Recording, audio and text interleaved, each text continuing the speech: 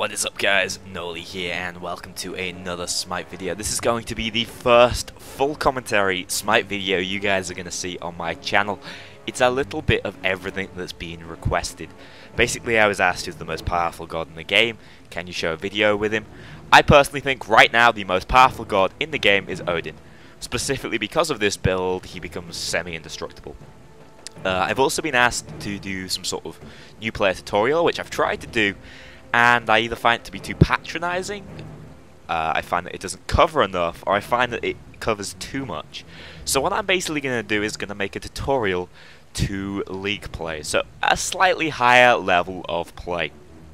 This is the non-casual game mode. It has a leaderboard, it has a tiering system, and you guys have seen my Road to Rank series.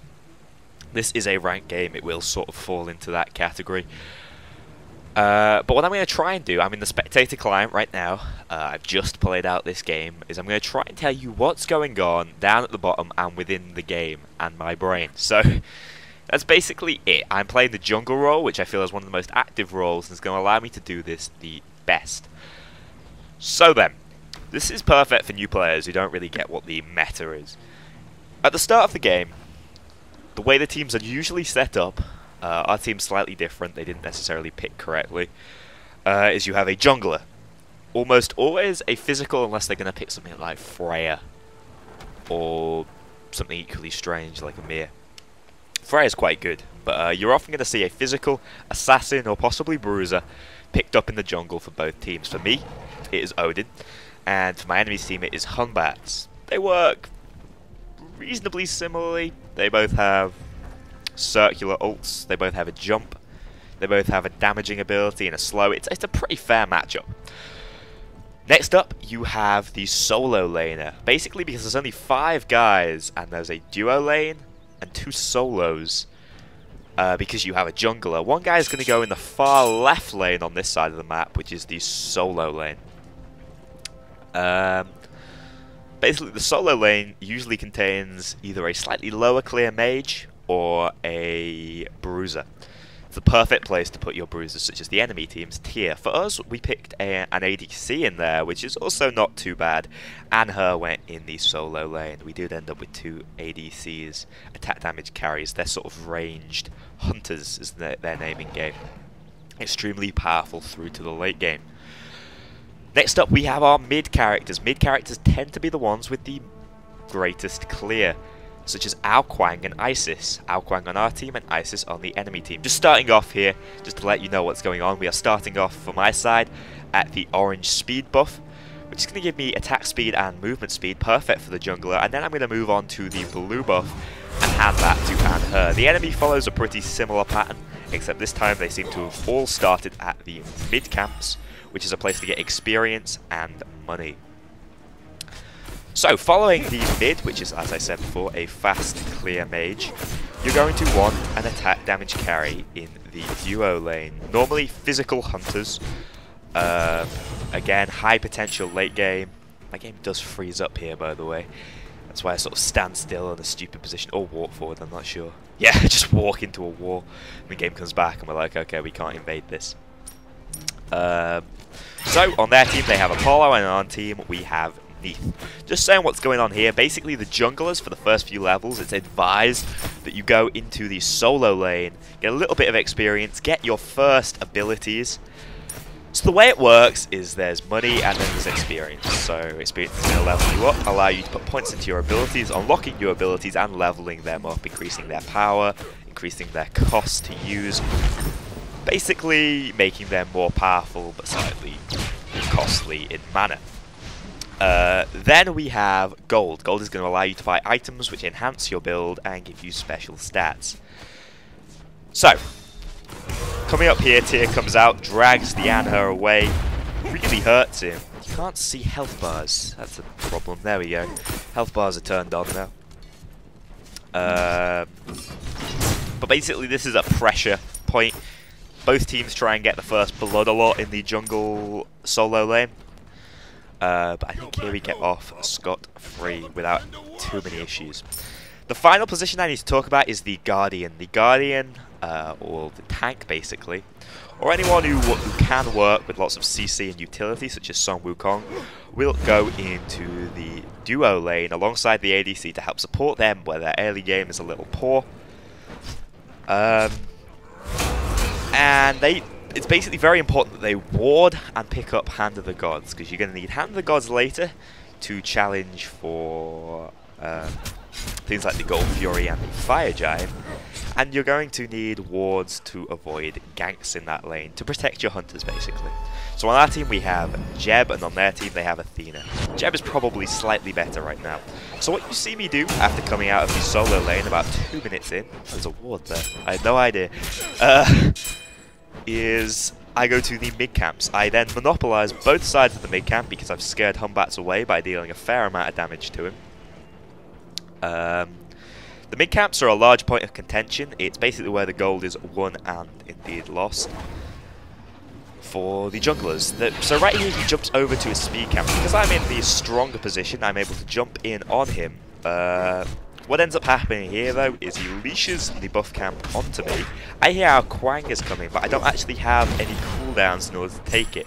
So he's able to take it with overhead smash, and unfortunately I then miss Gunyu's Smite, which is that spin, which does a slow, and we have to leave. Our Quang was slightly slow to notice Athena's presence, otherwise we could have got first blood here. So, the aim of the game, that I imagine most of you understand by now, is to take the enemy towers, then to take the phoenixes, both giving gold, and eventually go through and destroy the Titan. There's a Titan of Order and a Titan of Chaos. They are both exactly the same. Don't worry, neither of them are better than the other, and I believe they both have the same sort of attack pattern. So one thing to note is characters with jumps can jump over certain walls. It can be used to speed up your jungling experience. What you see me do is, because I favour the speed buff, I pick up red for our Quang if he wants it. Now I'm moving on over to solo lane, one of my favourite places to gank. But realising the mid camps are up, by the way, it's extremely important as a jungler to learn timers. Your main buff camps are going to be 4-minute timers, and these mid camps, and I believe the back camps, are also 2 minutes. So knowing that, I knew I took the left side mid camps at around about 4 minutes 25, so I was easily able to take them again, sorry, about 2 minutes 25 at 4 minutes 25. It's as simple as that. That monopoly is going to allow me to get ahead of Humbats in the early game and give me a better fight against him. So, as I was saying, once you destroy the Titan, the game is won, so that is the primary aim of the game. There are other camps on the field to help you, as I mentioned previously. Coming in now, you notice Apollo uses ultimate. I know he has no escape from this. Neith's ultimate is caught by, I believe, the Athena. And I use my ult here, knowing Humbats has jumped, to try and keep him and allow us to do enough damage. My ult is called Ring of Spears. It's going to trap enemies in, though they can jump out if they have one. Geb is able to secure this. He has slightly more mobility than me in the early game. Your kills are better going on your carries, your jungler, your mid laner, even your solo laner. Best to keep them off the tank. The tank normally does not have the sort of damage potential as the other gods on your team, so do not kill steal as a tank. Obviously securing kills as a tank is a completely different matter. You're better going for a kill and obtaining it than losing out because you're worried about stealing it. So, I press the B button to return to base. That's going to allow me to buy some new items. Looking at the itemization going on, Heartseeker is a very good item on many solo laners and hunters. It's going to allow them a very powerful mid-game, because it's a stacking item that when you kill minions is going to increase the physical power you are dealing. I prefer on Odin to pick up level 3 boots. It's going to give me greater mobility and it's not too expensive. Picking up my speed buff here and then moving on to help out the solo lane with his blue buff. Blue buff is going to regenerate his mana and give him faster cooldowns.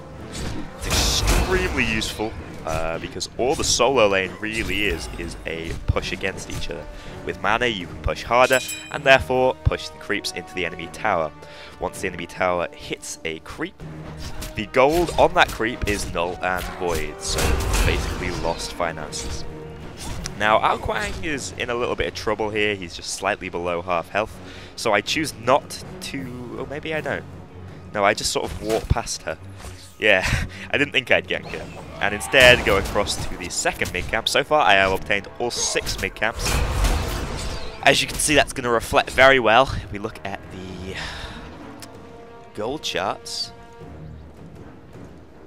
You can see that red team, which is my team, is winning by a significant amount, and I am up with top gold 4,575 against Humbatz's 3,738. And her walks around the back of the tower looking possibly for a gank on Isis. I realise that she's moving forward and therefore out of position. He uses Impale to deal a respawn and damage, and we are able to pick up the kill with the help of my ult and the possibility of a lethal. Right here, Tyr blinks in behind me. Blink is an extremely useful active on Tyr. He has extremely high crowd control potential. But he ends up out of position, and my Gunyar's Might secures the kill alongside the Hail of Spears. Can't remember the name of that ability. Desert Fury, that's it. I then jump on Humbatz using Lunge and take him out. Knowing Humbatz is down and knowing that Tyr is down, and Isis is going to have to go and defend her lane, I'm able to steal the enemy buff. Speed buff is, for most junglers, their most important buff, and having monopoly over both sides of this is going to give me an advantage and Humbatz a disadvantage. Extremely important to counter jungle. So I'm just sort of hanging out with the duo lane here, realising the blue buff came up. We're also going to steal that. That's denying experience and push Apollo, the hunter in the duo lane on the enemy's side. Like I said, it's extremely important because it's going to level you up and stop Humbatz from leveling up. I am back, guys. Apologies for that slight recording blip. That was Fraps' fault. You see me jump over this wall again, it's going to allow me complete access to the mid-camp. However, Anher did just die to both Isis and Tyr. It is slightly confusing because the game seems to think that Isis and Tyr are on the good team, or my team, but no, the red team is my team. I'm just very used to thinking red means enemy. That's what's confusing me. And again, that is my, I believe, 8th mid-camp, so I've had complete monopoly. Isis is aware of my presence, however, I did not know that because I didn't have a counter ward there to check it out. Either way, I'm going to walk up to Isis and Humbatz and use my ultimate. I know Humbatz can jump out, but Isis unfortunately pops her ult early. But a silence on top of a Fear No Evil from the Humbatz, as well as a ultimate in by Athena. I'm trying to think what the name of Athena's ult is. It is Defender of Olympus. It's going to give her the protections to survive, but I'm able to jump out over the wall and avoid the Athena Confound. After doing that, knowing my mana is low, I'm going to press the B button and back again. I have lots of in-hand gold. If you look, I am the top farmed in the game. I'm going to buy a level 2 Bloodforge alongside an active, which is Sprint. One thing I haven't really touched on yet is this game's actives. Actives are extremely important for specific roles. I did mention before that you're going to want to ward and pick up Hand of the Gods on the support tank. I would advise Eye of Providence, and, of course, Hand of the Gods in order to do this. On the jungler, Hand of the Gods is almost 100% necessary. There are very few gods that can go without it, possibly Thanatos. But you're going to want to pick up level 2 of Hand of the Gods as soon as possible to reduce that cooldown to 60 seconds. This is just my opinion. Sprint is right now one of the most powerful actives in the game. You'll notice me ganking the solo lane because mid lane has rotated into it, but I don't really need to do anything. I just pick up the assist, which is going to grant some gold. I know based on positioning and level difference I'm going to be able to take this blue buff without Tyr interfering. And her is not going to pick it up, but again it is denial for the enemy team. Denial of experience and denial of utility. I hear Humbatz here but realise there is no fight. Humbatz has reasonably high mobility, so catching him is going to be a pain. We're currently up 9 kills to 1 death. Taking his red buff again, even though I'm not going to pick it up, is just going to deny him any sort of ability to get experience. It's going to force him into a lane, which in itself is bad for him and his team because he's going to be sharing experience. So the way experience and gold works is it's actually split between the teams. Or between the players, I should say. When there's 2 players in lane, they both take a share. When there's 3, again, it's halved, and so on. I don't know whether it's necessarily halved exactly. I'm trying to think the exact calculation. But you're basically going to get less gold. See, I get 18 on last hit on the archers, and I will get 25, I should say, on last hit on the gladiators. Ulting again to kill Humbats. He dies before he's able to ult himself, or before Defender of Olympus can come in and transport Athena. And Isis as well. She goes down to the Spirit's Tempest from Ao Kuang. So, actives, as I was saying, Sprint is extremely powerful. It's going to give me movement speed plus immunity to slows. The duration is based on which level it is. Each active has 3 levels. There are many other useful actives. A particularly useful active for early game is often considered meditation. Meditation is undoubtedly useful, but there are definitely better actives out there. As you become a better player, you will learn this and probably stop buying it as frequently at the very least. I take Athena out here because I know she's out of position, but Humbats is going to be able to use Fear No Evil to take out both Ao Kuang and her. I missed jump here, but I'm completely surrounded. I shouldn't have jumped then. The jump was my only escape. Realizing Tyr is here, I pop Sprint, but that is not enough. At this point I realize there is nothing left for me. I attempt to take down Humbats, but cannot get away with a kill.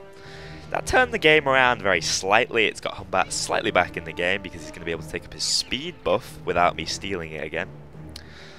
Now, after talking about actives, I'm going to talk about starter items, because starter items are equally as important. You're just going to stare at this screen until I'm back, by the way. The respawn delay is pretty fast at this point in the game. Later on, I will swap to a different god. But as I'm saying, the starter items can really help you out. Watch's Gift is a very good pickup on tanks. Death's Toll is a very good pickup on certain solo laners, and indeed ADCs and hunters. I have respawned. Bumba's Mask is basically the only pickup you're going to want to have if you're a jungler, again, unless you're Thanatos. He works well off Death's Toll. And Mark of the Vanguard is a choice item. Some tanks like it, and I know some solo laners like it. I used to like it, but now I'm more of a fan of Watcher's Gift. That, I believe, is all for starter items.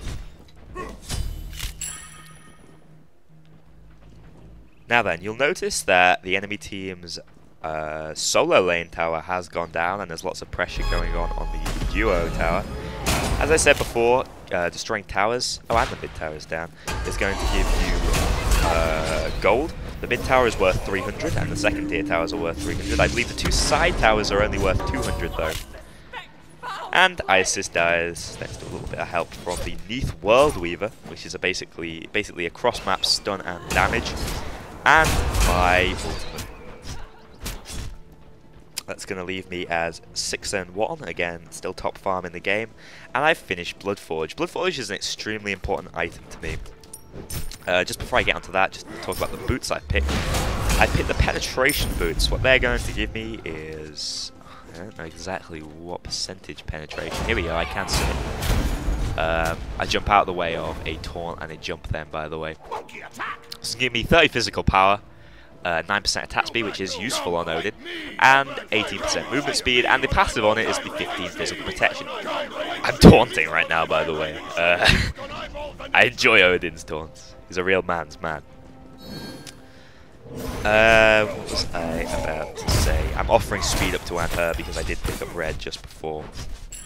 Yeah, the other option is cooldown, also very good on a Odin, but this Odin build is an basic attack build. So instead of me working primarily off abilities, I work just from hitting things, hence the high lifesteal. So the reason why I choose the penetration is because I don't think cooldown is going to help me quite as much. And I don't normally really pick up another penetration item, except for maybe Jotun's. Now, to look at the other item I bought, it is my first lifesteal item, it is Bloodforge. Here you see me saving Anher's life, and we turn and are able to kill here within my ring. Bloodforge is going to give me plus physical power and plus 20% lifesteal. Its passive is absolutely incredible, and I don't understand why more people don't pick it up. Each successive basic attack hit on the enemy grants you plus 5 physical power and plus 2% physical lifesteal for 4 seconds, maximum of 5 stacks. That is huge! It's really big. You end up capping out on lifesteal if you buy Assy, which I am, I believe, about to do as I back after destroying that level 2 tower. At 17 minutes, that's extremely fast. Keep that in mind. You'll see our team is about 8,000 gold ahead, but no spoilers, this does turn around. It ends up being a pretty damn close game. So, I've now bought another item. Another thing I'm buying is wards. I use them normally toward the enemy team's speed and possibly the mid camps. It's going to give me better vision and the drop on them. However, Odin's passive allows me to see from a further distance anyway. His map awareness basically is absolutely brilliant. One of the other reasons I believe Odin is the best god in the game right now. I'm completely surrounded here, but I'm so over leveled at level 18, there's not that much they can do to me. So, as I was saying, Assy is another 15% physical lifesteal. Let's put my mouse down. It's 30% attack speed, which is really going to help out Odin, because his attack speed actually starts lower than the standard 1. And it's going to carry a little bit of extra penetration, adding to the boots penetration. Passive is going to help my, let's see if you notice here, an enemy surrender vote started, and I do not believe, well, clearly they didn't accept it. So if you drop below 35% health, you gain an additional 25% physical lifesteal for 5 seconds. It can only occur once every 15 seconds, and that is why Odin becomes indestructible. You need to pick up Assy to complete this build. Bear that in mind. Assy is an extremely cheap item at only 1,850. If you plan to play Odin like this, do pick that item up. And Her calls out here that he wants someone to defend left lane, indeed his tower. It's left lane from my side, by the way, not left lane from the map side, and that is exactly what I do. I start beating it up here pretty heavily, using Odin's shout to increase my attack speed by a lot. I'm not entirely sure exactly what it is. Athena does get in because I miss a couple of basic attacks. I jump after him, but to be honest, the mobility on tier is far too high. But I do realise that because of my lifesteal, I'm easily able to brawl Athena. A Humbat jumps in, making it 3-on-1, and the Fear No Evil basically seals my fate. I'm alone up here and unable to really fight. However, my only option is lifesteal. Because of my lifesteal, I'm able to take Athena out for my own life. It was not a fair trade, but given the situation, it was the only thing I could do. I believe Humbat does go down here anyway. I'm going to spectate and Her momentarily, because something is certainly going on. He just gets stunned, and Isis uses her ultimate, which is going to heal her and deal damage based on the number of attacks done within it, basically. It stores damage based on what's happened within the room. It's called Circle of Protection. Pretty heavily nerfed ultimate, but it's still rather powerful. Tyr is easily able to take out Ao Kuang here. Ao Kuang, if he gets stuck with lots of CC, he is probably going to die, and Her goes down to the Wing Gust of Isis. As you see, the enemy team did not surrender, and they are turning this game around. I am 9-2, and I'm just starting Rage. I'll tell you what Rage does once I finish building it, but I have finished Fist of the Gods, swapping out my Hand of the Gods. I no longer need it to help me clear creep waves or buff camps, and now it's going to be a 1-second stun as well as damage to creeps. That can be useful, seeing as how Odin doesn't carry a stun, but honestly, if I didn't know my support tank was going to pick up Hand of the Gods 3, I would normally pick up Hand of the Gods 3. What Hand of the Gods 3 does, and this is probably a little more advanced than any beginner players are going to need, is it's going to give them a chance to contest the big points of contention on the map. Sorry, I'm back up and not spectating myself for some strange reason. The main points of contention being the Gold Fury and the Fire Giant. You see me defending solo lane again from this tier, trying to maintain that tower's integrity. So, Level 3 Hammer Gods, once the Gold Fury or Fire Giant fall below 25% health, will be an insta-kill. Extremely important to pick up. Lots of new players do not realise that. Keep that in mind if you're at the sort of level where people are trying to take Gold Furies and Fire Giants, that is extremely important. But don't think just because they're there you should attack them. They are very strong. The only way you're going to be able to solo them really is if you're a high lifesteal or high sustain character. You'll notice I walk into the tower here with my ult. I know my absolutely fantastic lifesteal is going to allow me to maintain it here, but she does pop her ultimate, giving her health. The kill is taken, and a Geb shield is going to grant me some extra health to retreat with. I'm looking for a buff camp to try and heal myself up on here. My lifesteal is so high. That is an option for me. It lets me stay in the battle a lot longer, and Assy, with its passive, is going to help even further with that. But I noticed Tyr starts to take the level 2 tower. It's going to grant his team a lot of gold back. You'll notice the gap is beginning to close. I believe it's only a 7,000 gap now. And that's mainly because they've started pushing towers and getting back into the game. He blinks past my Gunyar's Might. Blink is an interesting active. There's one active called Combat Blink, which is going to allow you to blink away from a fight every, I believe, 3 minutes.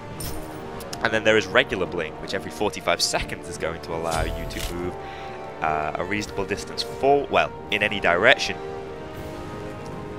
and is useful for engaging, whereas Combat Blink is useful for escaping. Particularly useful on gods who cannot escape my rings. You'll notice, I believe, Isis picks it up. Isis can't escape my rings and has died a couple of times giving.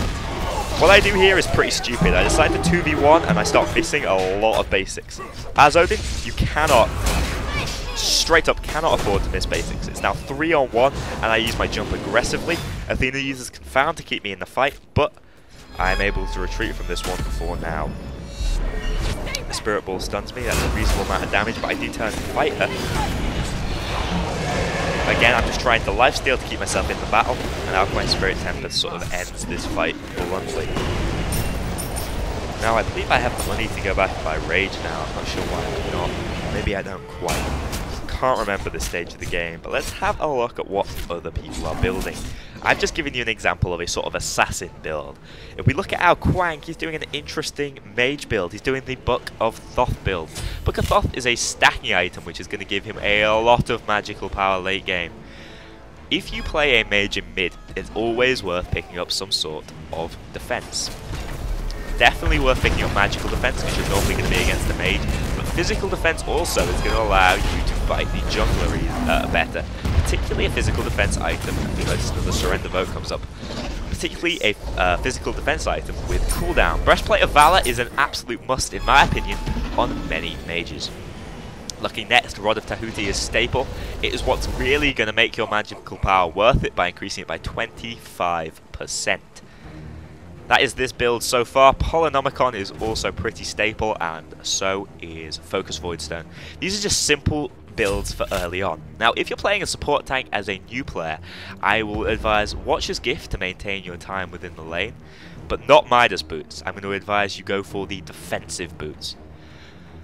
Midas Boots is going to give you more gold 5s, GP5, so basically you're going to get more gold coming in every few seconds because there's a consistent gold flow.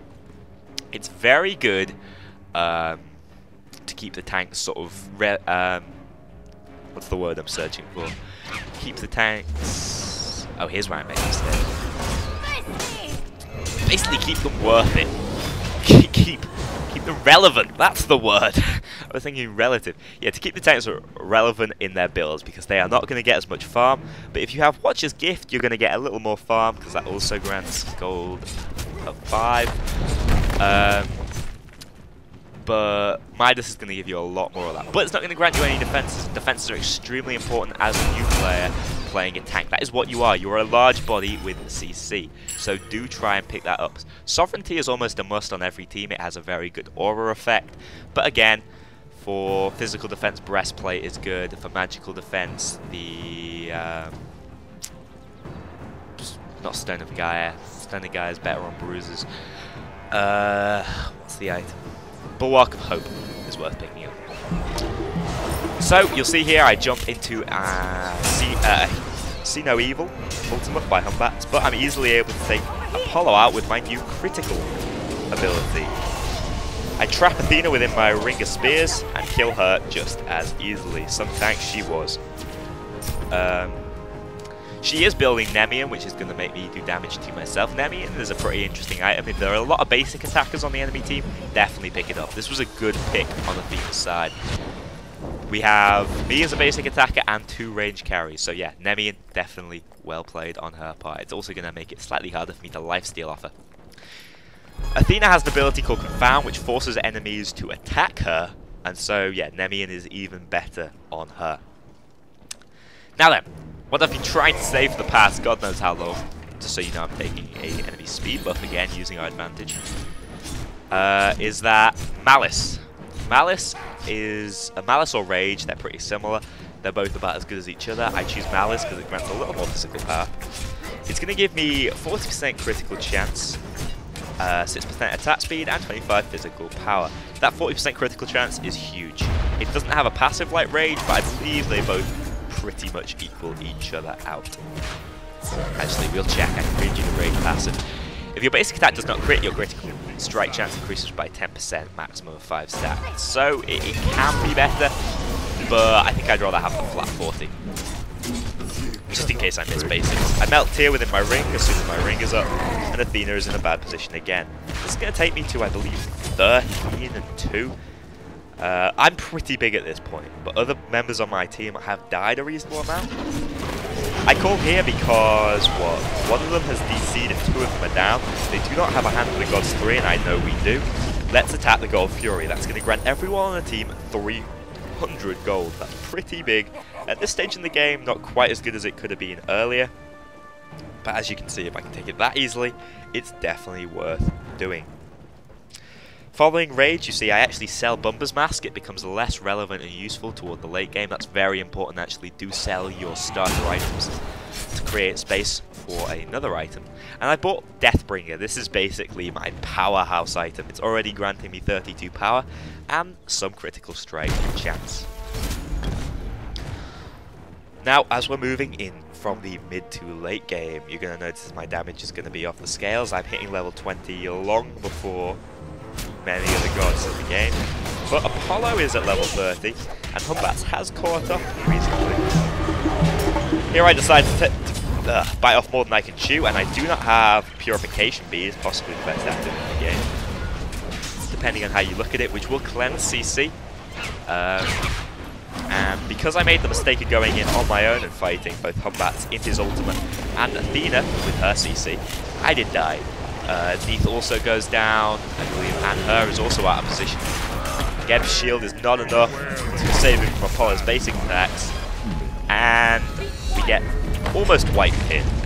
What this means, and it's a good play on the enemy's part, is they can take a free Fire Giant. Fire Giant is the biggest buff in the game. It's basically going to buff all of your team and all of their stats, including regeneration. It's extremely good on the tank, and you're going to do more damage to structures. With the Fire Giant, you can push anything. Unfortunately, our support tank does mistime his charge, and his Hog is not quite able to steal the Fire Giant. Hog is the abbreviation of Hand of the Gods. Blue team has destroyed it, and all, I believe actually four of their players have it. I am back up.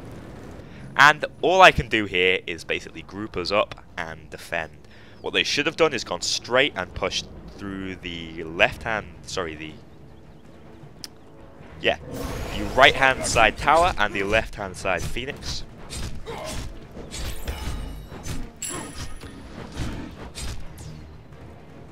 That would have definitely given them an advantage. But as it is, even though we're up 34 kills to 19 deaths, the enemy team is still absolutely in the game, primarily kept relevant by that Fire Giant buff. If you look at other members of my team, some of them are struggling slightly, I believe. Lots of deaths on the Anher, but he also has a fair few kills. One thing I would have advised to everybody on my team, and I believe only one person picked them up, is Purification Beers. This enemy team has 1, 2, 3, 4, 5. All of their gods have a type of crowd control on. And her gets taken out here, and this is where the fight turns really nasty. fight a team with Fire Giant buff, and I end up being CC'd. All of this time, I could do nothing. I basically could have taken my hands off the keyboard, and it would have gone exactly the same. Our team is wiped out, and this is the enemy team's chance to push, and possibly even win the game. Geb, however, is one of the tankiest gods in the game and is able to hold them off for a short while. So purification beads as a new player is actually more important than picking a meditation in my opinion. If you know when to use it, all you have to do is press G, and you're basically going to be immune from CC, and you're going to cleanse any CC already on you. Early game crowd control based characters you may run into are gods like Anubis and Neith. They're going to really shut you down if they get you stuck in one place. Look at the blue team here overtaking us. They are now about 1,000 gold ahead.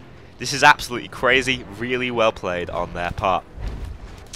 We're going to lose, I believe, 2 Phoenixes because they split push. And this is what I say to people who surrender early. Look at what happens. All it takes is a couple of silly mistakes. Admittedly, one of them was on my side. I should not have gone in and fought them when I was outnumbered. But this is what it does. Never give in unless the situation is so dire. If you look, they still have a full row of Phoenixes. Until the Phoenixes are down, we can't touch the Minotaur, or what used to be the Minotaur, now the Titan. So it's worth it for them to hang on.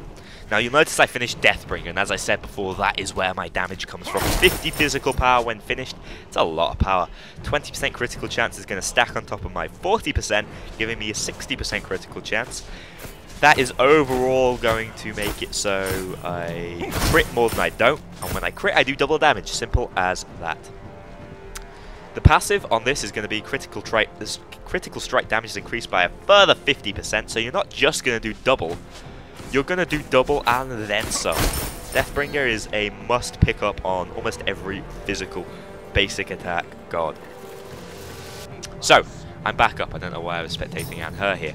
There is nothing we can really do with ourselves. While this Fire Giant buff is still on a couple of the enemy team, and they are grouped up in front of our Titan, all we can really do is defend.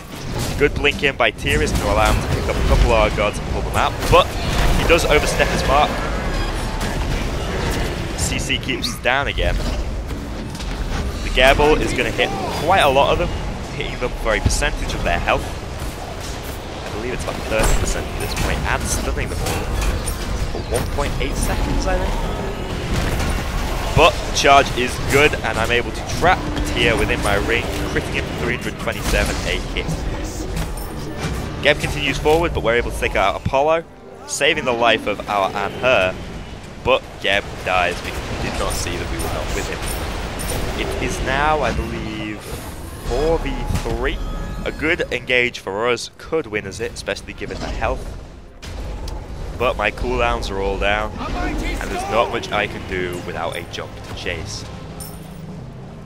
Instead, I cut my losses and farm up a little bit of gold. I still have room for one more item.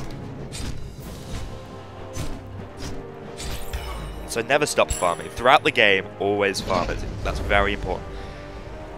A guy in competitive play said quite recently, I believe, that farm is more important than kills, and he's absolutely right. If you do not do things with the kills, and this is one of the reasons why our team is losing this game at this point, even though we're winning on kills. Every time we got a kill, instead of doing something, or a lot of the team, instead of doing something such as taking the Gold Fury, or even threatening the Fire Giant, or even a structure, such as a tower, instead of doing that, we just sort of celebrated our kills. I must confess that I can be found as a culprit of this, but during this game I was relatively active, and if I got a kill I would steal a buff, I would put pressure on the tower.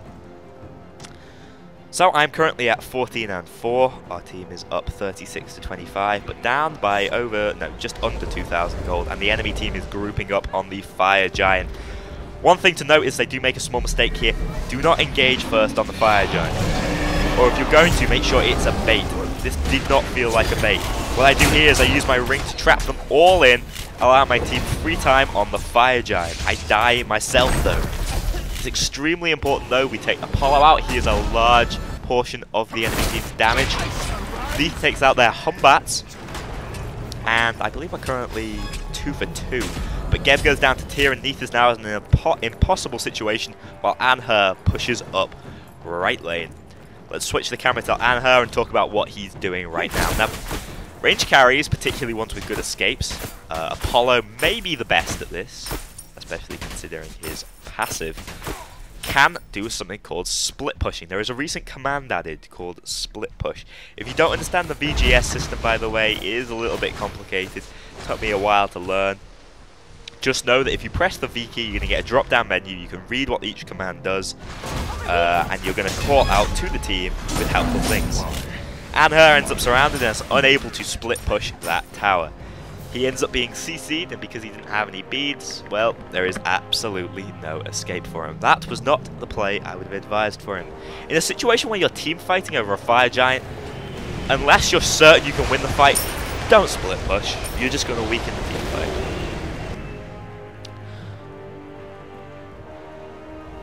So, we're basically back to square one. The enemy team did not take the fire giant, they didn't have the damage, but we are fighting over it again. We do manage to leash it, and a quick kill on Tia, who is a large proportion of their CC, is going to cause the enemy to fall back. This is a mistake. We pick off the fire giant, and that is going to seriously multiply my damage. Apollo is able to blink away from me, but immediately as soon as I break the CC, I ult, putting both Isis and even the tank Athena in a lot of trouble. Combat tries to engage me, which is a bit of a mistake against my current damage. And assuming I can keep up and hit the enemy, they are in trouble. Athena is taking around about the same damage as most of the other gods in the game at this point, because I've got a decent amount of penetration. Oh, and my last item is not one I would normally advise. I was just trying something slightly new. I picked up Vitalis. It's a really good item on certain basic attack mages. I do get the kill on Humbats here, but just out damaged by Apollo. All Geb needed to do was take another basic and he would be dead. But it was an unfortunate situation. That's what Geb does here.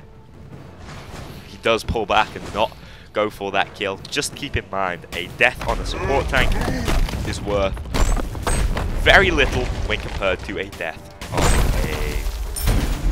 a range carry. Range carry is one of the most important gods in the game. The key is in the title. As a carry, he will carry the game with his damage. I personally do not think the push at this point was a good idea. In fact, I did say cancel it. But Neith goes down with ease, and Geb is unable to defend her. He's going to die himself, most likely, given his health, but he does have an absolutely fantastic escape. Switching to Neith, who is, I believe, one of the last guys with the Fire Giant buff. She's a large proportion of our damage at this point, so it's important that we defend her and do not let her die. Okay, back onto Vitalis now this little engagement is over. Vitalis is going to give you attack speed, which is important because I hadn't quite hit the cap. But with my 2, which is called Odin's Shout, I do get a lot more attack speed. Basically, Hasten and Vitalis seems a little bit of a dead item when I use my 2. It doesn't really increase my attack speed by anything. What it does do, though, is it gives me a little bit of extra movement speed, which is always good on Odin. Odin works a lot of movement. Whoops, I'm spectating Neith when she's spectating me. Absolutely murdering Apollo. Yeah, I believe I 3-shot him then. That's a lot of damage. The rings do increase my damage and protections. So yeah, the passive is what's important for Hasten Vitalis. The basic attacks hit a target, the attack movement speed debuff is removed from you for 1 second. Okay, so what that means is as you attack, you basically get debuff. You cannot move at full speed when attacking, the same as you can't move at the same speed walking backwards as you can walking forwards. You'll notice I go back here to try and lifesteal. Bloodforge increases your lifesteal each swing. So I end up hitting 234 lifesteal there. That is pretty damn big. I'm 19 and 6 at this point. It's a fair few kills, by the way. So, I know it says 1 second, it doesn't mean that, it means 1 second per swing. So as long as you're hitting the enemy once per second, which you will, I think the attack speed cap is 2.5. Maybe it's exactly 2. I think it may be 2. If you're hitting at that attack speed and you're landing your basics, you will keep up and they cannot retreat. You are instantly down. So it's not a bad item on Odin, but I would have advised something like cooldown reduction or just straight power. I made a mistake here dropping down my rings there. They were better staying up, but it doesn't really matter as we start attacking the Titan. Is this a mistake?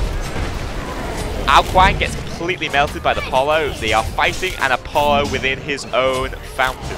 That's extremely dangerous. The guy has a lot of damage. He has lifesteal. Everybody ends up dying, but Athena makes a mistake chasing me. A one-on-one versus an Odin? I don't think that's a good idea. And I don't think Athena does either now. An easy kill. She basically handed that to me on the plate. My teammates call for me to attack the Titan. Do I have the damage? Yes, probably, but Isis is up. I do have to back. Okay, so that was a very good engagement for me, but not for the rest of my team, so it doesn't really matter. Though we did end up wiping them. It's extremely important that you clear the creeps attacking the Titan. They will kill him on their own. You do not need enemy players to kill the Titan. The creep damage will be enough. I sometimes switch between calling the creeps and indeed minions, so just remember that is what I mean when I say creep or minion.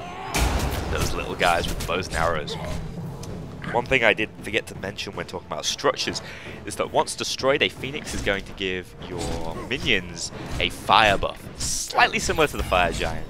It's going to make them hard to kill, basically give them more health and protections, and it's going to make them do more damage, and it's going to help you push significantly. They will kill enemy creeps in a 1v1 battle. One line of flame creeps, I believe, will go through about 4 lines of non-flame creeps. I'm on my own here, but I do still have a lot of presence, and they must remember that if they fight me, they have to be prepared for the lifesteal. Notice me taking the mid camps again. That's just maintaining farm at all times. I did buy something here though that's quite important. I was typing to my teammate there, and this tier thinks it's a good idea to go up against a full lifesteal tier, which I disagree with. But Fear No Evil comes off. I drop my rings down, and what is this? 2v1ing within my ring with full lifesteal, absolutely easy. That Apollo is probably critting me for about the same amount of damage. Here's the triple kill. I'm going after Isis for the Quadra. No, Alquine gets it. Alquine gets the kill on the Athena. I lose my Quadra. Isis gets away thanks to our combat blink, but this is a free Fire Giant. This is the point at which the game switches back in our favor. The gold at this point doesn't matter. I did pop my power potion. What that is going to do is going to give me all sorts of damage buffs. It's the biggest damage buff in the game, I believe. It costs 3,000 gold to buy. Don't buy it whimsically. Buy it after you're a complete build, as I am. Now we need to group up and use this Fire Giant buff. Don't know. Yeah, I let Isis retreat and actually decide to tank this. When Isis tries to fight me, yeah, there's no love for Isis there. And that is the game. We take out the Order Titan to win it. That was 54-36. I got 24-6. That's a very good game, no matter how you look at it. Guys, just as a little recap and roundup, that was Odin, I believe the most powerful god in the game. For those of you troopers who sat through that full, like, 45-50 minutes of commentary, thank you very much. I appreciate it. It took a reasonable amount of time to do the commentary and to sort of write a semi-script for what I wanted to talk about. I hope I've informed you somewhat. I'm not sure of the level at which I'm informing you. I don't know what you want to know. I don't know whether it's how to play the game in general, you know, push lanes, or do you want to know how to fight enemies? Because that, I believe, was a pretty decent tutorial of how to fight enemies. Odin is a fantastic god for anyone looking for the most OP god in the game. He may not be the most OP. In fact, I would hate to see him nerfed, but definitely worth a shot, particularly with the build that I showed you. If you guys want to play with me, do add my Smite account, the Anoli. I play primarily casuals, don't worry, I'm not just a league player. But that was a 50-minute long game, and this is what you're signing up for if you choose to play Smite. Guys, thanks a lot for watching. I hope I've convinced a couple of you to play some Smite in the future, even with me. And see you all in the next one.